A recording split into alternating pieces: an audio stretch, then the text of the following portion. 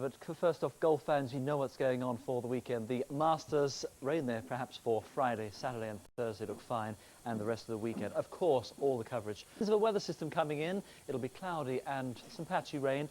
As the first signs of this weather system, this lump of clouds start to, instead of just sliding through, it's going to take its time. We're more likely a couple of days. We've got a fair bit of cloud, a few bits and pieces, mild 11 to 16 to finish the afternoon. Then we go through the night. We slowly stagger the wet weather further east with the blanket of cloud. At the end of the night, that lump of blue, a bit of energy easing into the southern counties of England.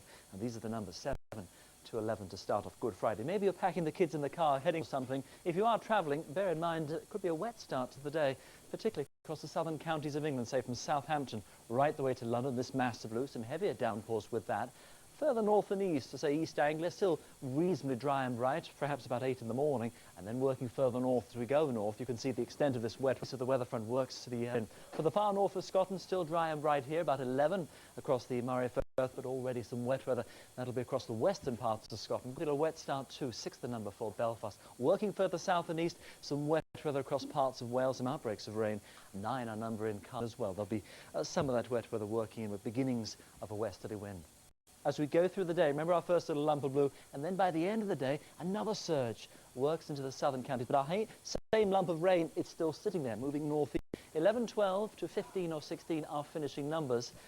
Then we go towards the Easter weekend, and you can see our lump more or less sort of sitting there. And of course, everyone wondering, will the weather get any better? It will turn drier and brighter.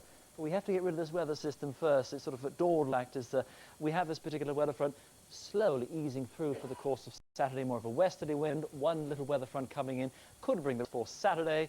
Fine for the most part, temperatures 12 to 14.